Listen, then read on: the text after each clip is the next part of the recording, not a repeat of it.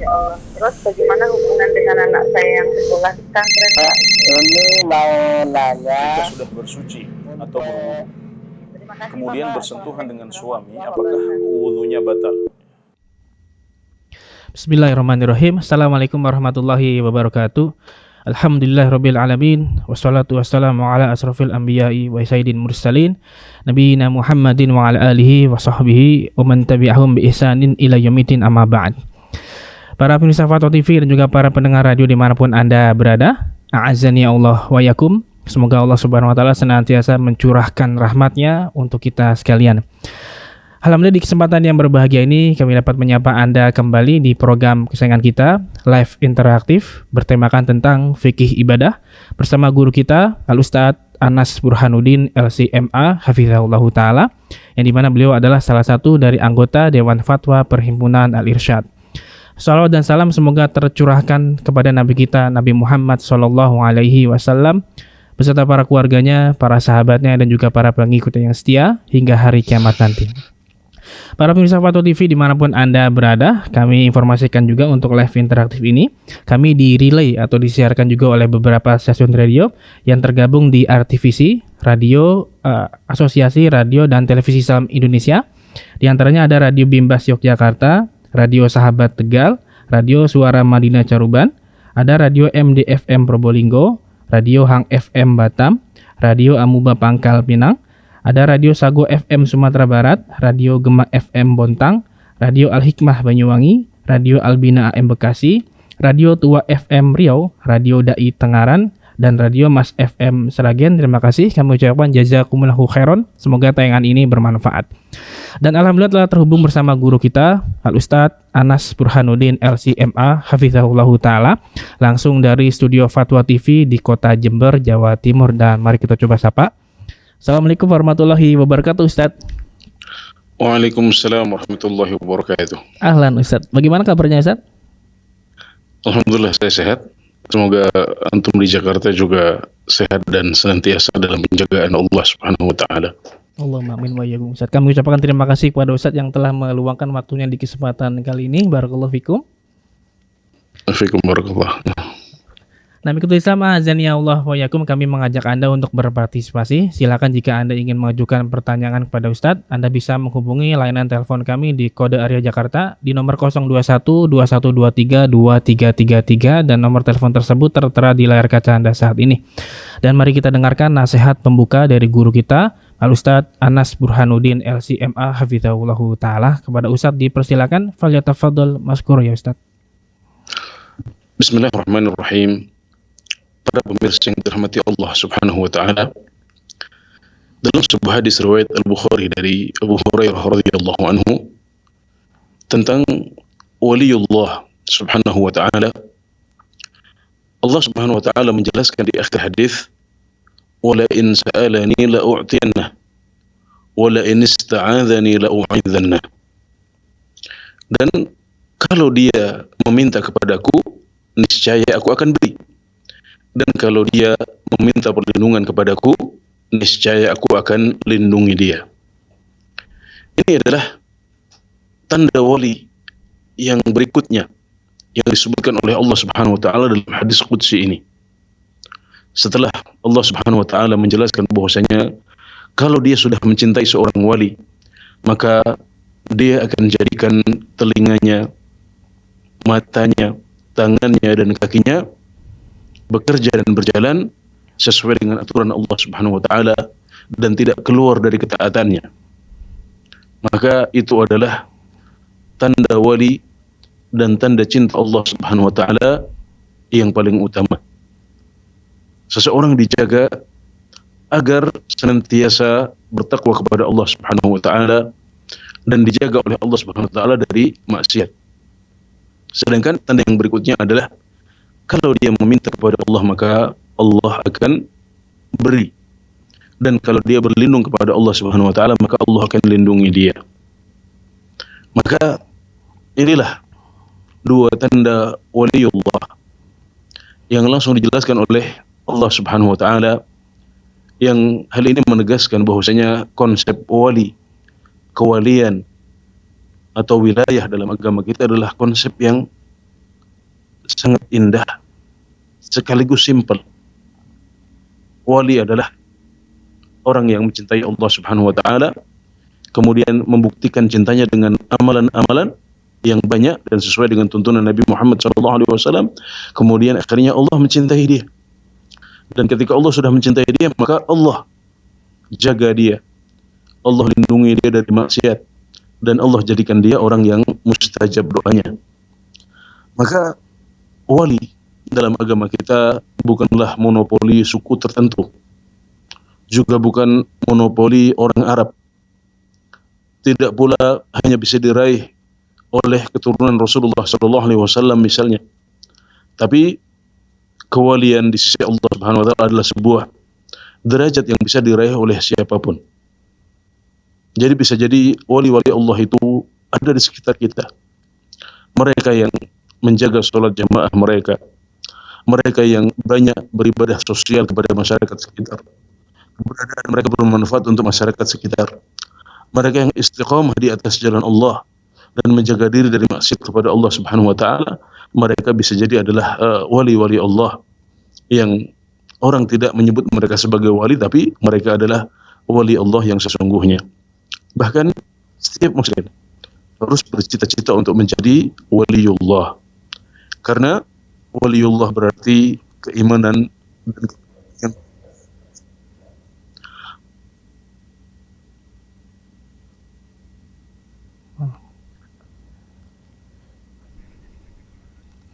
Taib. Ala kulli hal. Dan kekasih Allah Subhanahu wa taala. Demikian, semoga bermanfaat dan menginspirasi. Nah, Ustaz, jazakallahu khairan wa barakallahu fikum atas nasihat yang sangat bermanfaat sekali. Dan semoga Allah Subhanahu wa taala senantiasa memberikan kita kekuatan untuk bisa senantiasa beramal soleh. Barakallahu fikum. Dan ikuti selama azan ya Allah wa yakum. Sekali lagi kami mengajak Anda untuk berpartisipasi. Jika Anda ingin mengajukan pertanyaan kepada Ustaz, Anda bisa menghubungi layanan telepon kami di nomor 021 2123 2333. Silakan. Dan sambil menunggu penelpon yang masuk, kita bacakan pertanyaan via website Ustaz yang sudah masuk. Iya. Enam. Ala kulli hal kita angkat dahulu pertanyaan via telepon yang sudah masuk. Ya. Fatwa TV, assalamualaikum. Silakan. Fatwa TV, assalamualaikum. Waalaikumsalam. Ya, Ibu Rosmi di Riau. Silakan Ibu. Iya, betul. Assalamualaikum warahmatullahi wabarakatuh, Ustaz. Waalaikumsalam warahmatullahi wabarakatuh. Begini Ustaz, saya sudah lama mengidap penyakit yang dinamakan asam lambung atau penyakit mah. Di tahun 2018, saya paksakan juga untuk puasa, 3 hari puasa. Saya dirawat di rumah sakit 3 hari dan tinggal puasa 26 hari. Di tahun 2019, saya puasa juga. 6 hari saya puasa, dirawat lagi di rumah sakit 23 hari. Jadi yang puasa yang tinggal tersebut sudah langsung saya bayar fidyahnya per hari. Saya bayar dengan uang seharga Rp50.000. Kalau saya bayar dengan makanan, kan cuma 1 orang yang bisa makan. Kalau saya bayar dengan uang Rp50.000, itu bisa sekeluarga yang makan gitu. Jadi alhamdulillah sekarang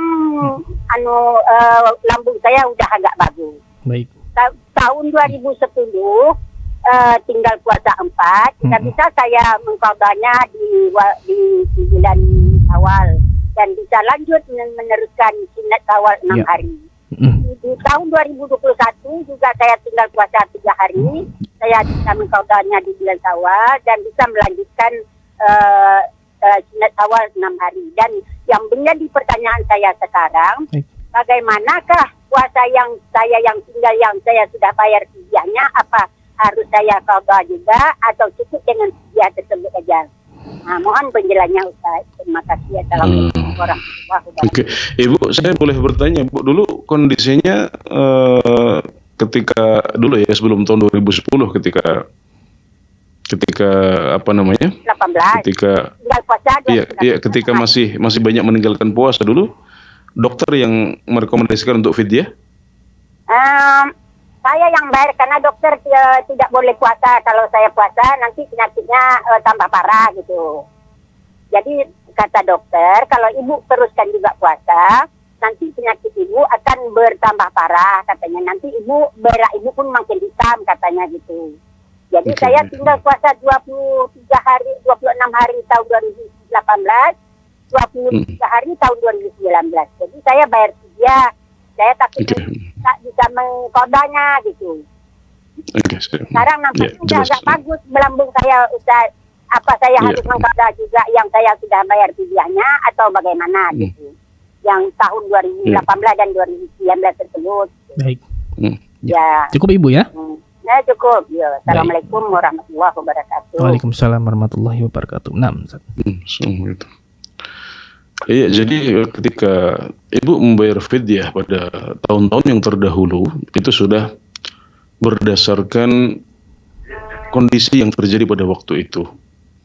Jadi ini bukan keputusan sepihak ya, atau langkah sepihak yang dilakukan oleh ibu sebagai mukallaf, yaitu orang yang dibebani tugas agama oleh Allah Subhanahu wa taala berupa kewajiban berpuasa, dan ketika tidak mampu karena kondisi kesehatan maka berpindah menjadi fidyah.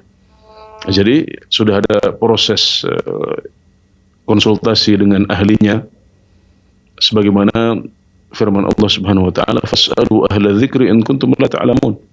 Maka bertanyalah kepada para ulama jika kalian tidak mengetahui. Ya, maka kemudian para dokter merekomendasikan agar ibu membayar fidyah, karena pada waktu itu ya, karena dalam kondisi terdahulu ya, ibu tidak mampu untuk berpuasa. Ya, kita bersyukur alhamdulillah saat ini kondisi ibu sudah semakin baik. Kita doakan semoga senantiasa dijaga oleh Allah Subhanahu wa taala.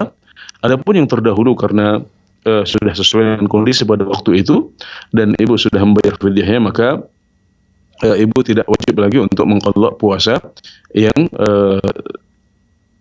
yang ditinggalkan pada saat kondisi masih sangat parah di masa lampau. Ya, karena kewajibannya sudah berpindah menjadi fidyah pada waktu itu, dan fidyah itu sudah dibayar. Maka itu sudah cukup, alhamdulillah. Baik, Ustaz, Masya Allah. Jazakallahu khairan atas jawaban yang disampaikan. Demikian Ibu Rosmi di Riau, semoga bisa difahami. Dan Ustaz, kita bacakan pertanyaan via website. Dari Triono di Depok, Jawa Barat. Assalamualaikum Ustaz, izin bertanya. Sebetulnya ini pertanyaan untuk istri saya. Istri saya memiliki durasi menstruasi normalnya 6 hari, namun beberapa bulan ini durasinya berubah menjadi 4 atau 5 hari mens, kemudian 1 atau 2 hari tidak mens, kemudian disambung 1 atau 2 hari mens lagi. Jadi ada jeda di antara masa menstruasinya. Pertanyaannya, apakah 1 sampai 2 hari yang di tengah tersebut itu masih dianggap periode mens ya Ustadz? Dan bagaimana hukum puasanya di hari tersebut sedang sudah merasa selesai mens? Mohon penjelasannya Ustadz. Jazakallahu khairan.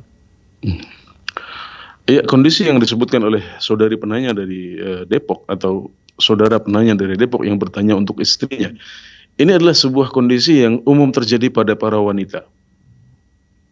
Dan para fuqaha, ya, para ahli fikih sudah membahasnya dalam karya-karya mereka di masa lampau. Salah satu yang menyebutkan permasalahan ini adalah Ibn Rushd rahimahullahu ta'ala dalam Bidayatul Mujtahid wa Nihayatul Muqtasid. Ya, beliau menyebutkan permasalahan ini dan menyebutkan memang terjadi perbedaan pendapat di antara para ulama.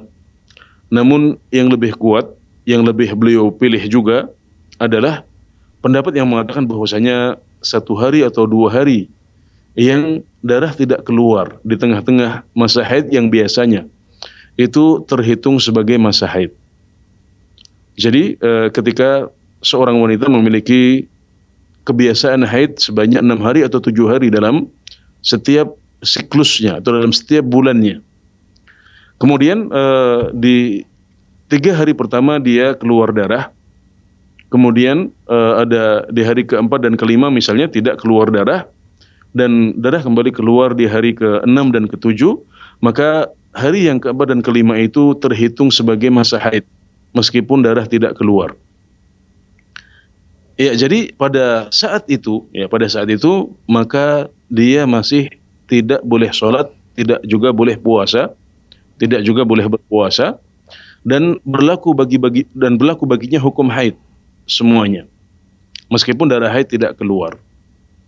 Dan dia baru bisa keluar dari hukum haid ini ketika melihat salah satu tanda. Yang pertama adalah keluarnya qashah baydha atau cairan putih. Ketika masa haid sudah berlalu, atau kondisi kering di kemaluan, yaitu di farji, maka saat itulah dia memutuskan bahwasanya masa haid sudah lewat. Nah, jadi itulah pendapat yang lebih kuat dan dipilih oleh Ibn Rushd rahimahullah taala, dan beliau menjelaskan bahwasanya kondisi seperti itu bisa dikiaskan dengan kondisi ketika seorang wanita dalam 24 jam juga kadang-kadang ada beberapa jam yang darahnya tidak keluar. Jadi ketika di hari pertama secara global disebutkan darahnya keluar, itu juga tidak berarti bahwasanya darahnya terus mengalir selama 24 jam. Jadi ada beberapa jam di mana darah itu berhenti. Maka para ulama dalam kondisi seperti itu menjelaskan bahwasanya beberapa jam di mana darah haid untuk sementara tidak mengalir itu tetap dihitungi sebagai jam-jam haid. Maka demikian pula ketika ada 1 hari atau 2 hari di mana seorang wanita yang sedang haid tidak mengalami darah yang keluar, maka itu juga masih dihukumi sebagai masa haid. Maka jangan Anda melaksanakan sholat atau melaksanakan puasa, Anda masih bertahan pada hukum haid sampai nanti Anda melihat ada cairan putih atau kondisi kering pada farji. Ustaz, jazakallahu khairan wa barakallahu fikum atas jawaban dan penjelasannya. Demikian bertanya Bapak Triyono di Depok, semoga bisa difahami. Dan kita berikan kesempatan pada penelpon kedua di kesempatan kali ini. Fatwa TV, assalamualaikum. Waalaikumsalam. Oh ya, dengan Fatoni di Jember ya, silakan. Ya. Saya kalau berwudu kan tidak mengikuti cara wudunya Rasulullah. Nah, saya meninggalkan sunnah, namun saya hanya melaksanakan yang fardu wudu saja, Ustaz. Pertanyaan saya, apakah dosa saya akan tetap diampuni yang telah lalu, Ustaz? Apakah dosa saya tetap diampuni? Ya, baik. Ya. Cukup dipahami, Ustaz, pertanyaannya? Ya, bisa dipahami dengan baik, ya. Baik, ya. Ya, terima kasih Pak Tony di Jember, barakallahu fikum. Ya. Ya. Nah, silakan Ustaz. Ya, seorang yang berwudu kemudian dia sudah melakukan amalan yang rukun-rukun, ya. Yang rukun-rukun atau yang wajib-wajib saja tanpa melakukan yang sunnah-sunnah, ya. Yang sunnah-sunnah itu misalnya adalah membasuh muka sebanyak 3 kali misalnya. Ini adalah sunnah. Sedangkan membasuh muka itu sendiri adalah rukun wudu.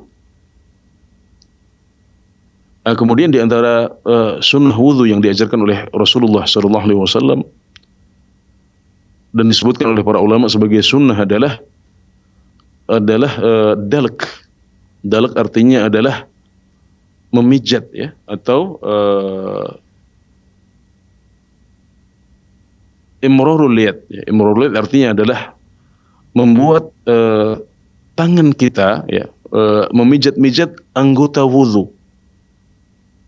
Nah, ini adalah salah satu hal yang dihukumi sunnah oleh para ulama. Termasuk juga contoh sunnah adalah takhlilul lihyah, yaitu menyela-nyela jenggot, ya. Yang wajib menurut para ulama adalah membasuh yang tampak di muka, ya. Adapun menyela-nyela ini adalah hukumnya sunnah saja. Nah, ketika seorang yang berwudu sudah melaksanakan rukun-rukun wudu dan hal-hal yang wajib di dalamnya, maka berarti wudunya sudah sah.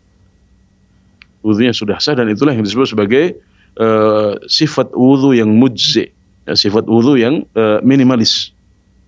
Dia tidak sempurna tapi sudah cukup sah. Ya, makanya dalam ayat wudu yang disebutkan hanya 4.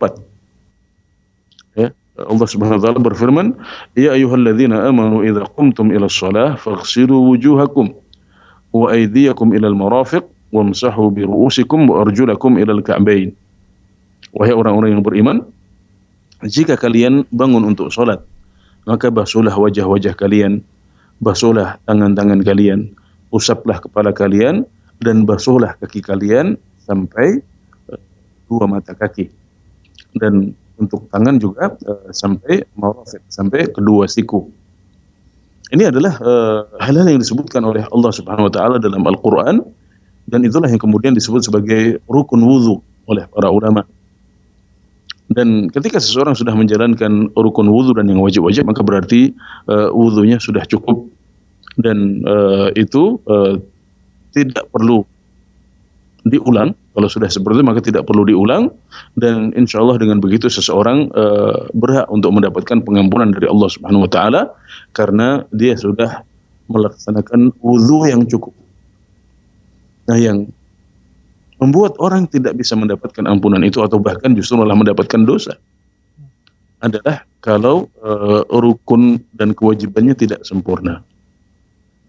Nabi Muhammad SAW bersabda, "Wailun lil a'qabi minan nar." Sungguh celaka bagi tumit-tumit. Sungguh. Iya. Cek, bismillah. Kemudian dalam wudu tersebut sahabat itu tidak membasuh kakinya dengan sempurna sehingga kelihatan ada lum'ah, ada bagian yang mengkilap yang tidak terkena air.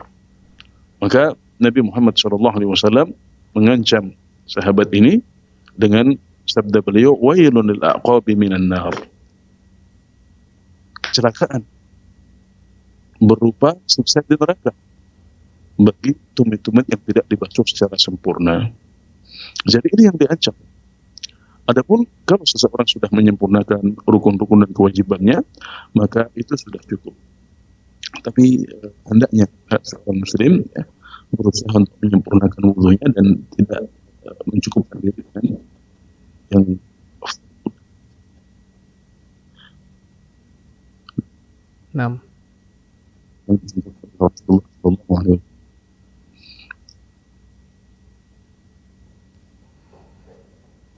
Iya. Ya kan begitu sudah cukup? Jawabannya iya, itu sudah cukup. Sudah cukup untuk menjadi sah dan mendapatkan pahala di sisi Allah Subhanahu wa taala. Alhamdulillah. Nah, Ustaz, jazakallahu khairan wa barakallahu fiikum atas jawaban dan penjelasannya. Demikian yang bertanya, semoga bisa difahami. Tadi agak suaranya yang terakhir agak terputus, Ustaz, jadi kurang dengar di sini, Ustaz, afwan. Ya, mungkin saya ringkaskan saja ya, ringkaskan. Jadi intinya kalau sesuai dengan pertanyaan saudara Fatoni, kalau seseorang sudah melaksanakan rukun-rukun wudunya, juga kewajiban-kewajiban wudunya, maka wudunya sudah sah. Wudunya sudah sah, dan dengan begitu dia berhak untuk mendapatkan keutamaan-keutamaan juga ampunan yang dijanjikan oleh Allah Subhanahu wa taala atau oleh Rasulullah sallallahu alaihi wasallam untuk mereka yang sudah mengerjakan wudu. Ya, jadi yang hal-hal yang sunnah, ya, hal-hal yang hukumnya sunnah, seperti membasuh sebanyak 3 kali, kemudian menyela-nyela jenggot, juga dalek dalam arti memijat ya anggota wudu. Maka ini adalah beberapa contoh sunnah yang para ulama menjelaskan hukumnya tidak wajib, itu hukumnya hanya sunnah saja. Maka sunnah adalah kesempurnaan. Kalau dia melaksanakan hal-hal yang sifatnya sunnah ini, maka dia mendapatkan tambahan, wudunya semakin sempurna. Tapi kalau dia tidak melaksanakannya, maka itu tidak membahayakan wudunya sudah sah, dan dia berhak untuk mendapatkan keutamaan yang dijanjikan oleh Rasulullah SAW untuk mereka yang sudah melaksanakan wudu. Ya, ringkasnya seperti itu. Alhamdulillah. Baik, Ustaz, Masya Allah. Jazakallahu khairan, Ustaz, atas jawaban dan penjelasannya. Demikian bertanya atas nama Fatoni di Jember. Semoga bisa difahami. Dan kita berikan kesempatan pada penelpon ketiga hari ini, Ibu Rosmini di Pacitan. Fatwa TV, Assalamualaikum. Waalaikumsalam warahmatullahi wabarakatuh. Iya, silakan Ibu. Ya, Assalamualaikum warahmatullahi wabarakatuh, Ustaz. Waalaikumsalam warahmatullahi wabarakatuh. Afwan Ustaz, saya kurang paham tentang masalah wudhu. Mohon dijelaskan bagaimana dalil yang menjelaskan tentang wudhu itu. Ada yang bilang Ustaz, kalau wudhu itu tidak boleh berbicara selama wudhu sampai kita berdoa, juga langsung sampai kita sholat syukrul wudhu. Itu katanya tidak boleh berbicara. Terus kalau sesudah wudhu juga tidak boleh berdoa itu mengangkat tangan. Terus selanjutnya apabila ada suara azan berkumandang. Untuk mengangkat tangan apa? Untuk mengangkat tangan apa, Bu? Sesudah wudhu, doa sesudah wudhu. Nggak perlu mengangkat tangan maksudnya, ya. Iya. Terus kalau doa sesudah azan itu juga tidak boleh mengangkat tangan. Terus kalau ada adzan berkumandang, ketika kalimat yang dikumandangkan itu asyhadu anna Muhammadar Rasulullah, itu menjawabnya asyhadu anna Muhammadar Rasulullah, terus ditambah raditu billahi robba wa bil islami dina wa bi Muhammadin sallallahu alaihi wasallam nabiyya. Itu seperti itu. Memang betulkah seperti itu yang dicontohkan oleh Rasulullah? Kami mohon penjelasannya, Ustaz. Terima kasih. Jazakumullah khairan. Assalamualaikum warahmatullahi wabarakatuh. Waalaikumsalam warahmatullahi wabarakatuh. Terima kasih Bu Rusmini di Pacitan 6. Silakan Ustaz. Iya, semulai dari pertanyaan yang terakhir dahulu, ya. Nabi Muhammad SAW bersabda, "Idza adzana al-muadzin, faqulu mithla ma yaqul." Kalau seorang muadzin mengumandangkan azan, maka ucapkanlah seperti apa yang dia ucapkan. Jadi pada dasarnya kita mengikuti apa yang dibaca oleh muadzin. Ketika muadzin mengucapkan Allahu Akbar, maka kita ikut mengucapkan Allahu Akbar. Asyhadu an la ilaha illallah, kita juga mengucapkan seperti itu. Wa asyhadu anna Muhammadar Rasulullah juga sama. Kita mengucapkan asyhadu anna Muhammadar Rasulullah. Kecuali yang dikecualikan oleh dalil, yaitu ketika muadzin mengatakan hayya 'alas shalah, kemudian hayya 'alal falah, maka dalil-dalil yang sahih menunjukkan bahwasanya kita diperintahkan untuk mengucapkan la haula wala quwata illa billah. Kemudian ketika muadzin mengucapkan Allahu Akbar, la ilaha illallah di akhir azan, kita kembali mengucapkan hal yang sama. Kenapa? Karena keumuman hadis yang pertama tadi itu, kita diperintahkan untuk mengucapkan kata-kata yang sama. Nah, jadi hendaknya seorang muslim ketika mendengar muadzin mengucapkan asyhadu anna Muhammadar Rasulullah, hendaknya dia mengucapkan hal yang sama. Nah, kalau ditambah dengan raditu billahi rabba wa bil islami dina wa bi Muhammadin sallallahu alaihi wasallam nabiyya wa rasula, maka ini adalah tambahan yang membutuhkan dalil. Dan saya tidak mengetahui ada dalil yang menunjukkan bahwasanya kita dianjurkan atau diperintahkan untuk mengucapkan kata-kata seperti ini dalam adzan. Betul, dia adalah sebuah zikir yang diajarkan oleh Rasulullah, tapi tempatnya bukan ketika mendengar adzan. Bisa kita ucapkan ketika kita zikir pagi dan sore, diajarkan di sana. Tapi saat kita mendengarkan adzan, maka kita mengucapkan seperti apa yang diucapkan oleh muadzin, kecuali dalam hayya 'alas shalah dan hayya 'alal falah saja. Ya, ini untuk pertanyaan yang terakhir. Kemudian ada apa saja jadi? Yang pertama tadi tentang wudu tidak boleh berbicara, Ustaz. Setelah wudu apakah boleh mengangkat tangan berdoa? Iya, oke. Yang pertama tentang berbicara dalam wudu, ya. Diam dalam berwudu adalah adab. Ini termasuk bagian dari adab. Tapi kalau karena ada suatu keperluan seseorang berwudu dalam keadaan berbicara, maka itu tidak berdosa. Itu tidak berdosa dan juga itu tidak membuat wudunya batal. Jadi kalau misalnya di tengah-tengah wudu ada sesuatu yang ingin dibicarakan dengan teman di samping kita yang sama-sama berwudu, ya tidak masalah.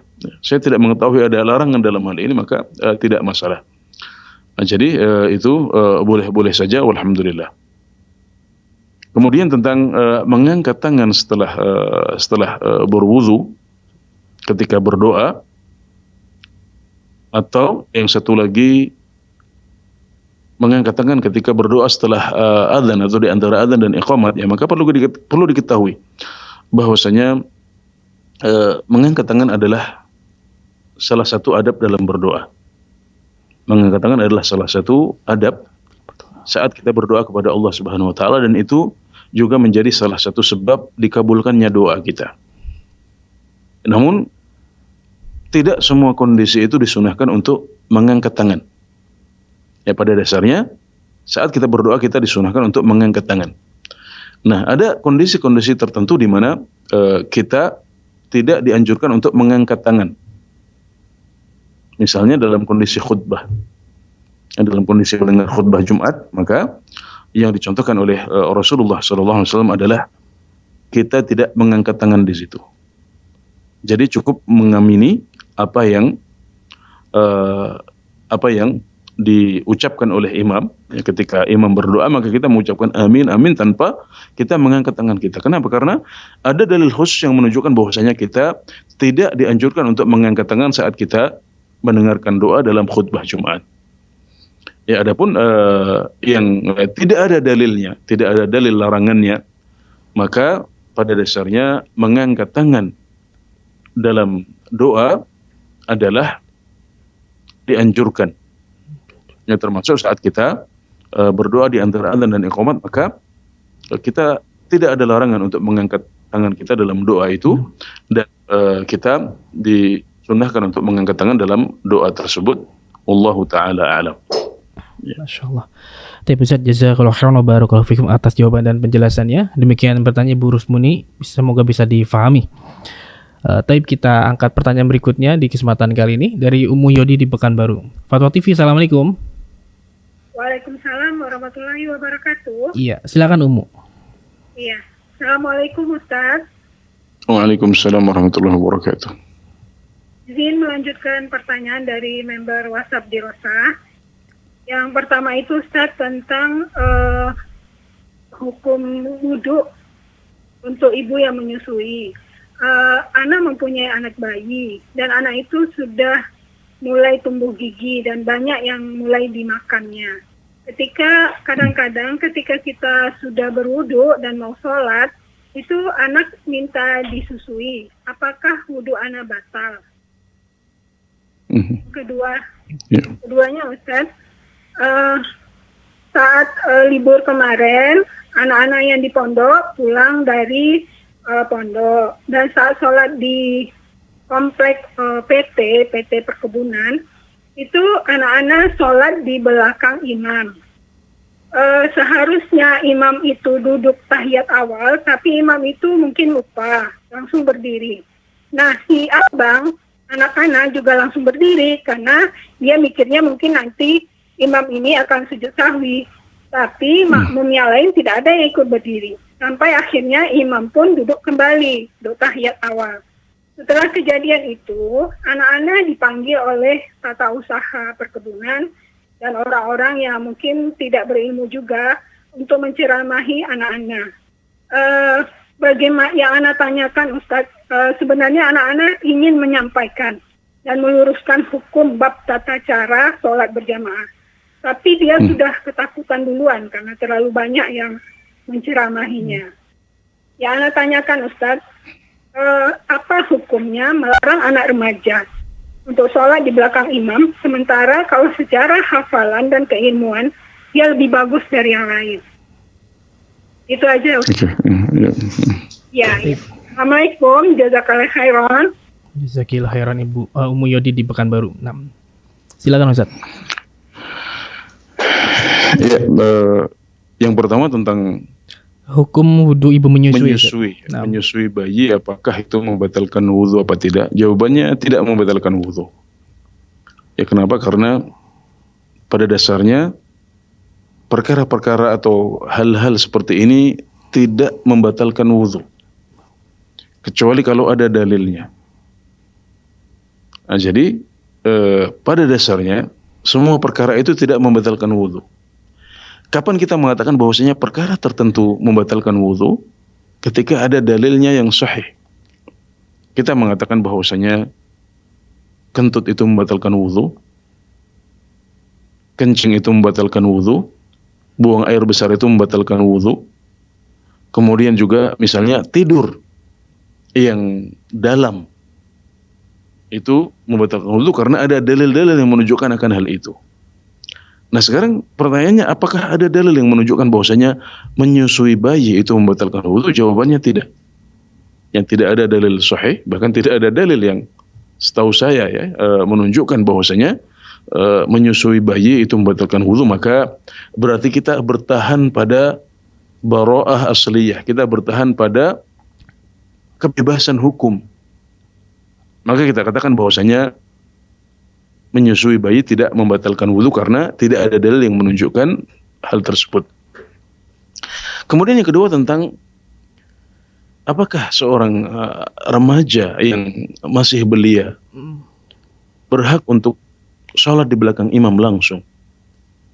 Apalagi kalau dia memiliki bacaan yang banyak dan dia belajar agama lebih banyak daripada jamaah di masjid tersebut. Jawabannya iya. Jangankan hanya duduk di belakang shaf imam. Kalau dia adalah yang terbaik di masjid, kalau dia adalah yang paling banyak hafalannya dalam komunitas tersebut, apalagi kalau ditambah dengan pemahaman agama yang baik, dia memiliki fikih tentang sholat dan fikih, pemahaman agama yang baik secara umum, maka dia bahkan berhak untuk dijadikan sebagai imamnya. Dan itulah yang diperintahkan oleh Rasulullah SAW. Boleh mengatakan, ya ummul qawm aqra'uhum li kitabillah.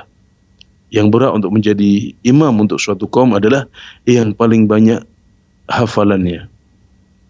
Kalau mereka sama-sama banyak hafalannya, maka yang didahulukan adalah a'lamuhum bis sunnah. Yang paling memahami sunnah Nabi Muhammad SAW, yaitu yang paling faqih, yang paling paham agama. Baru kemudian kalau masih sama-sama juga levelnya, maka yang didahulukan adalah yang lebih dahulu masuk Islam dan kemudian yang lebih dahulu hijrah. Nah itu adalah standar yang dibuat oleh Rasulullah SAW. Maka tidak heran kalau pada zaman Nabi Muhammad SAW atau pada zaman para sahabat Rasulullah SAW, masyhur cerita bahwasanya Amr bin Salamah radhiyallahu anhu sudah menjadi imam ketika umur beliau baru 7 tahun. Ya, ini adalah riwayat yang sahih. Kenapa Amr bin Salamah menjadi imam ketika umur beliau masih 7 tahun? Karena beliau yang paling banyak hafalannya di masyarakat beliau, di kampung beliau. Maka para sahabat tunduk dengan aturan yang dibuat oleh Rasulullah SAW, maka mereka menjadikan beliau sebagai imam tetap di masjid mereka. Dan tentang siapa yang berhak untuk duduk di belakang imam, maka Nabi Muhammad SAW juga sudah membuat aturannya. Beliau mengatakan, liyalini ulul ahlami minkum, atau kama qala sallallahu alaihi wasallam. Hendaklah yang berdiri di belakang saya, yang paling dekat dengan saya adalah orang-orang yang paling berakal di antara kalian. Ya, orang-orang yang paling banyak hafalannya, agar bisa memperbaiki bacaan imam jika salah atau lupa. Orang-orang yang paling banyak belajar agama, agar kalau terjadi hal-hal yang membutuhkan penanganan di tengah-tengah sholat, maka dia bisa menggantikan imam. Mereka lah yang paling berhak untuk duduk di belakang imam. Ya, maka kembali kepada kasus yang dipertanyakan. Ya. Seharusnya kalau imam sudah berdiri, imam lupa untuk tasyahud awal, kemudian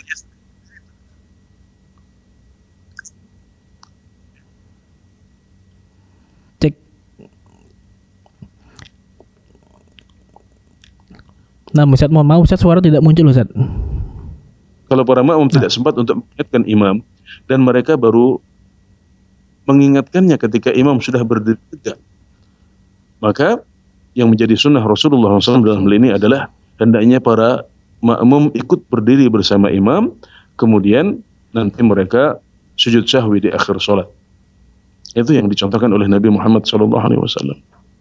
Kenapa? Karena tasyahud awal itu bukanlah rukun sholat. Tasyahud awal adalah kewajiban sholat, dan dalam mazhab Syafi'i diistilahkan sebagai sunnah ab'ad, yaitu sunnah yang kalau ditinggalkan maka sholatnya sah, tapi harus diganti dengan sujud sahwi. Maka sunnah Nabi Muhammad SAW sebagaimana ditegaskan oleh para fuqaha, sudah berdiri tegak.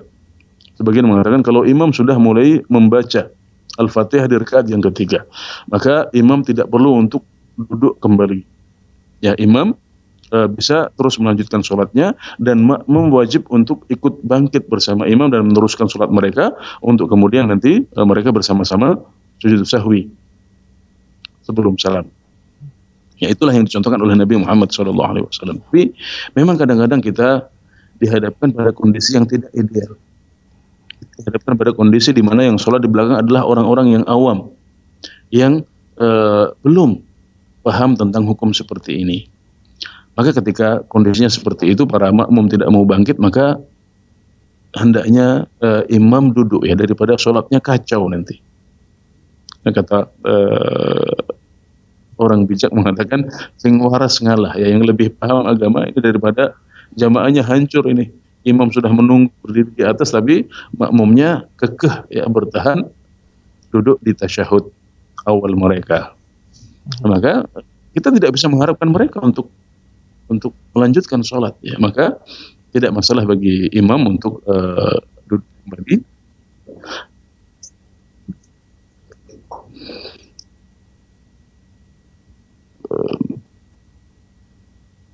Nah, Ustaz.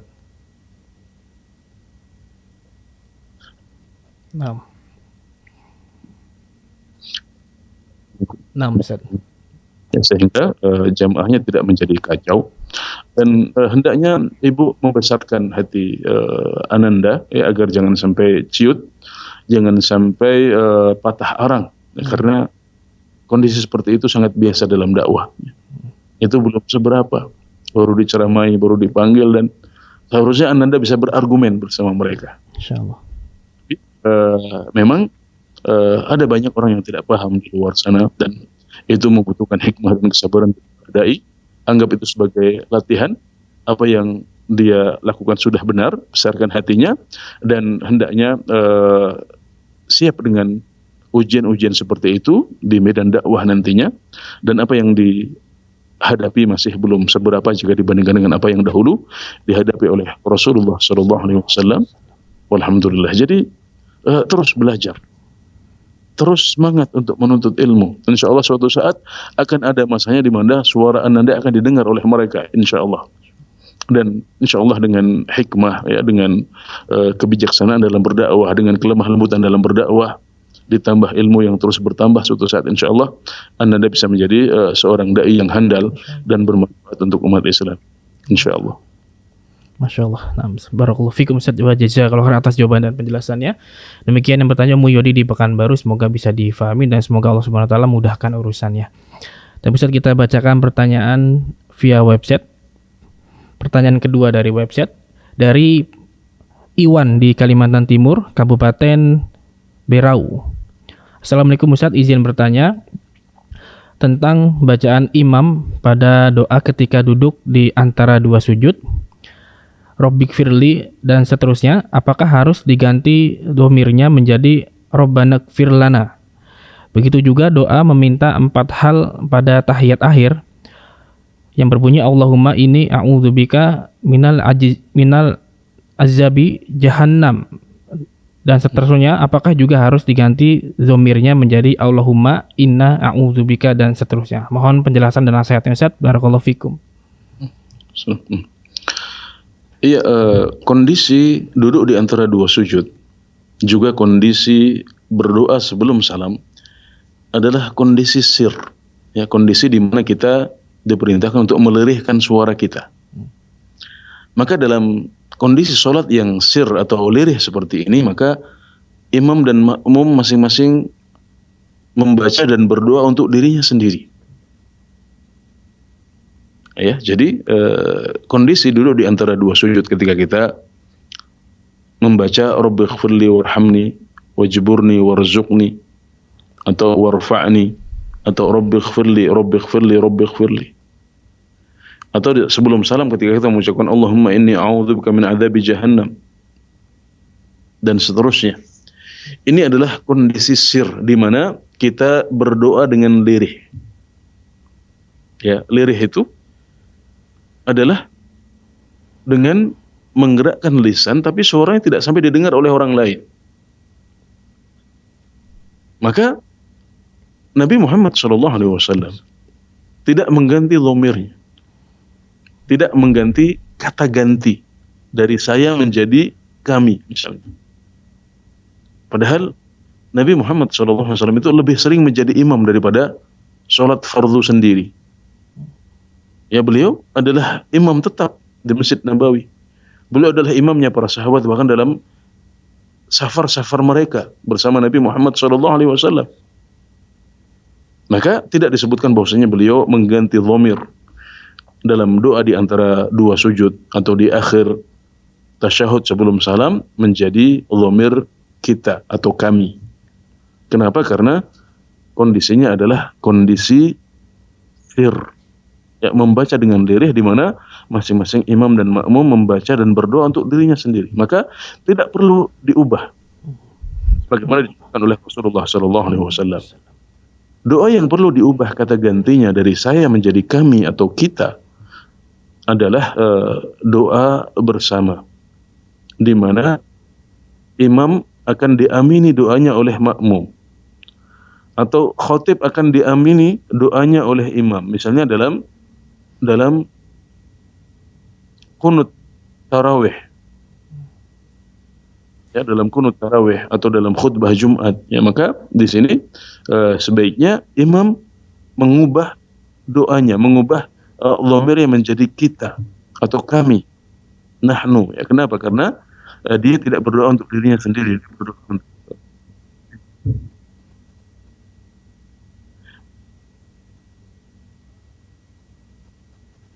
ala kulli hal. Ruku dan sujud maupun dalam kondisi doa sebelum salam, maka ini adalah kondisi sir. Maka tidak perlu bagi imam untuk mengganti dhamirnya menjadi kami atau kita, sebagaimana dicontohkan oleh Rasulullah SAW. Masya Allah, Ustaz, jazakallahu khairan wa barakallahu fikum atas jawaban dan penjelasannya. Demikian bertanya atas nama Bapak Iwan di Kabupaten Berau, semoga bisa difahami. Dan kita bacakan pertanyaan berikutnya, Ustaz, masih dari via website.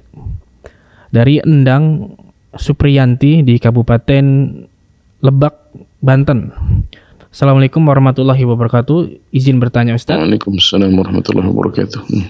Bagaimana cara melaksanakan sholat jamak takhir, zuhur, dan asar ya Ustaz? Mohon penjelasannya, syukron. Iya, jamak zuhur dan asar jika dilaksanakan secara takhir, ya, yaitu dilaksanakan di waktu asar, maka yang pertama kali dilakukan adalah niat, ya, niat untuk menggabungkan keduanya. Jadi kalau kita sedang dalam kondisi safar atau dalam kondisi yang membolehkan untuk menjamak sholat, nah kalau kita ingin menjamak takhir, maka kita sudah niatkan bahwasanya nanti saya akan laksanakan dua sholat ini di waktu asar. Nah, di waktu zuhur kita sudah niatkan seperti itu. Jadi yang pertama adalah niat untuk menjamak. Kemudian ketika sholat maka dimulai dengan sholat zuhur dahulu, 4 rakaat, baru kemudian setelah itu qomat, ya, kemudian mengerjakan sholat asar 4 rakaat juga. Jadi kalau berjamaah maka ada satu adzan dengan 2 iqamat. Jadi adzannya 1 kali saja. Kemudian ada iqamat untuk sholat zuhur. Kemudian setelah itu ada iqamat untuk sholat asar. Sebelum berpindah menuju sholat asar ada iqamat lagi.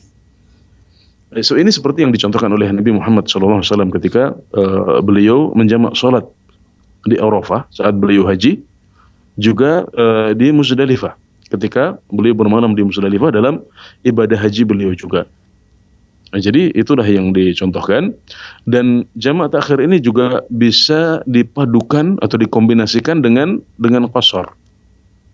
Adapun kalau salatnya menjadi jamak qasar, maka jumlah bilangannya menjadi 2 rakaat saja. Jadi yang pertama niat menjamak zuhur dan asar sekaligus mengqasarnya.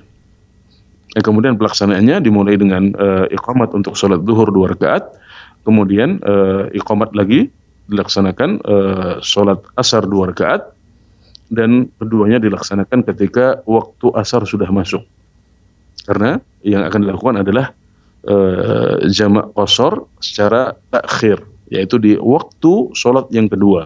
Dalam ini adalah waktu sholat asar. Ya, demikian, semoga bisa dipahami dengan baik. Masya Allah. Ustaz, jazakallahu khairan wa barakallahu fikum atas jawaban dan penjelasannya. Demikian bertanya, semoga bisa difahami. Tapi masih ada 10 menit lagi, kita bacakan pertanyaan berikutnya dari website. Dari hamba Allah di Banten, Kota Tangerang. Assalamualaikum Ustaz, izin bertanya, apakah dalam sholat sunnah rawatib itu tidak ada membaca surat atau ayat lain setelah membaca surah Al-Fatihah? Mohon penjelasan Ustaz, jazakallahu khairan. Ya, dalam salat sunnah rawatib ya tetap dianjurkan untuk membaca surat setelah Al-Fatihah. Ya, ini sebagaimana kita lihat dari sunnah yang dicontohkan oleh Nabi Muhammad SAW, di mana dalam salat subuh misalnya beliau terbiasa untuk membaca surat Al-Kafirun di rakaat yang pertama, kemudian membaca surat Al-Ikhlas, Qul huwallahu ahad di rakaat yang kedua. Ini adalah bacaan yang masyhur dari Rasulullah SAW. Demikian juga dalam beberapa salat rawatib yang lain disebutkan bahwasanya Nabi Muhammad SAW membaca surat yang lain selain Al-Fatihah. Maka ini adalah sunnah yang dicontohkan oleh Nabi Muhammad SAW. Tapi hukumnya sunnah. Artinya sunnah yang lawannya wajib. Dia bukan sebuah kewajiban. Kalau seseorang yang mengerjakan sholat sunnah rawatib mencukupkan diri dengan membaca Al-Fatihah saja, maka sholat sunnahnya sudah sah. Dan insya Allah diterima oleh Allah Subhanahu wa Ta'ala. Jadi tidak wajib untuk membaca surat setelah Al-Fatihah, tapi dianjurkan dan disunnahkan sebagaimana dicontohkan oleh Rasulullah SAW. Ya, adapun sholat yang tidak dianjurkan untuk mengerjakan sholat sunnah, adapun sholat yang tidak perlu untuk membaca surat lain selain Al-Fatihah adalah rakaat ketiga atau rakaat keempat dari sholat yang memiliki 3 rakaat atau 4 rakaat. Nah, jadi Nabi Muhammad SAW kadang-kadang tidak membaca surat di rakaat yang ketiga atau di rakaat yang keempat. Itu pun juga tidak selalu seperti itu, karena kadang-kadang Nabi Muhammad SAW juga membaca surat di rakaat yang ketiga dan rakaat yang keempat. Adapun salat sunnah rawatib, maka yang dicontohkan oleh Nabi Muhammad SAW adalah beliau membaca surat selain Al-Fatihah, namun itu tidak wajib. Demikian, semoga bisa dipahami dengan baik. Nah, Ustaz, jazakallahu khairan atas jawaban yang disampaikan. Demikian bertanya, semoga bisa difahami. Ustaz, masih ada 6 menit lagi, mungkin kita bacakan satu pertanyaan lagi Ustaz di kesempatan kali ini dari Dwi Priyanto di Tuban, Jawa Timur. Assalamualaikum Ustaz, ketika sholat berjamaah saya mendapati imam yang berpendapat bacaan tasyahud awal sampai sholawat, sedangkan saya berpendapat hanya sampai syahadatain. Apakah saya diam saja ataukah ikut membaca sholawat ataukah boleh berdoa? Mohon penjelasannya, jazakallahu khairan. Iya, memang sebagian ulama berpendapat bahwasanya saat tasyahud awal yang menjadi kewajiban adalah membaca at-tahiyat, kemudian tasyahud ditambah salawat kepada Nabi Muhammad SAW. Yang mereka mewajibkan untuk membaca salawat juga, dan ini adalah pendapat mazhab Syafi'i. Ini masyhur dari Imam Syafi'i rahimahullahu taala. Adapun sebagian besar ulama atau jumhurul ulama, mereka berpendapat bahwasanya yang wajib adalah membaca sampai tasyahud saja. Jadi membaca at-tahiyat kemudian sampai asyhadu an la ilaha illallah wa asyhadu anna Muhammadar Rasulullah. Bahkan sebagian besar ulama ini berpendapat bahwasanya yang terbaik adalah sampai situ saja. Karena disebutkan dalam berbagai hadis yang sahih bahwasanya Nabi Muhammad SAW itu sangat pendek bacaan tasyahud awalnya. Nah, jadi yang zahirul ahadits kata mereka, yang nampak dari hadis-hadis yang sahih dari Rasulullah SAW adalah bahwasanya beliau membaca pendek saja dan berhenti pada tasyahud, yaitu ucapan asyhadu an la ilaha illallah wa asyhadu anna Muhammadar Rasulullah, tanpa membaca salawat dan salam. Tapi kalau orang mau menambah dengan salawat dan salam, maka itu baik-baik saja. Itu baik-baik saja dan boleh. Jadi duduk perkaranya seperti itu. Ada sebagian ulama yang mewajibkan untuk membaca salawat, tapi sebagian besar ulama tidak mewajibkannya, bahkan juga tidak menyunahkannya. Dan ini yang didukung oleh dalil-dalil yang lebih sahih, wallahu taala alam. Nah, sekarang bagaimana kalau kita sholat di belakang imam yang membaca sampai sholawat, sementara kita mengambil pendapat sebagian besar ulama? Alhamdulillah, ini mudah ya. Jadi kalau kita sudah selesai membaca sementara imam masih membaca Allahumma sholli ala Muhammad, maka Anda bisa berdoa kepada Allah Subhanahu wa taala dalam kondisi seperti itu dengan doa apa saja. Dan Anda juga bisa untuk mengulangi at-tahiyat. Karena tahiyat dan tasyahud ini adalah zikir. At-tahiyatu lillah sampai akhir. Kemudian asyhadu an la ilaha illallah juga zikir. Nah, sebagaimana dalam rukuk sujud tadi sunnahkan untuk mengulang-ulang bacaannya sampai 2 kali, 3 kali, bahkan 5 kali, 10 kali.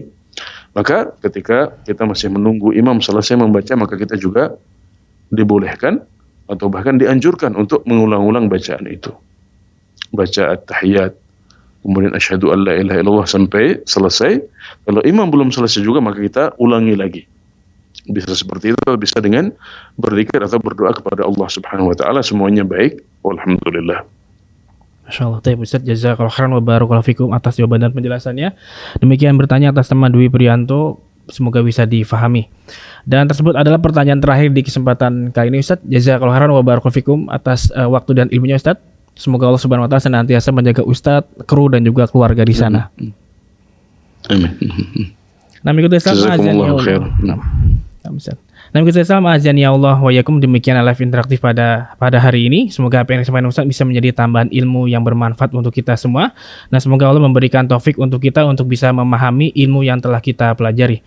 Dan kami ingatkan kepada Anda yang ingin mengajukan pertanyaan atau ingin melihat jawaban-jawabannya kembali, Anda bisa akses di website kami di www.dewanfatwa.com. Kami kurir bertugas mohon undur diri. Terima kasih atas partisipasinya. Mohon maaf bila ada kekurangan dan mohon maaf atas pertanyaan yang sudah masuk yang belum sempat kami bacakan karena keterbatasan waktu. Dan semoga kita bisa berjumpa di lain kesempatan. Kita tutup. Subhanakallahumma wa bihamdika asyhadu an la ilaha illa anta astaghfiruka wa atubu ilaik. Wassallallahu ala nabiyyina Muhammad wa ala alihi washabbihi ajmain. Wassalamualaikum warahmatullahi wabarakatuh. Ya Allah. Terus bagaimana hubungan dengan anak saya yang sekolah di pesantren, Pak? Ini mau nanya. Kita sudah bersuci atau berwudu, kemudian bersentuhan dengan suami, apakah wudunya batal?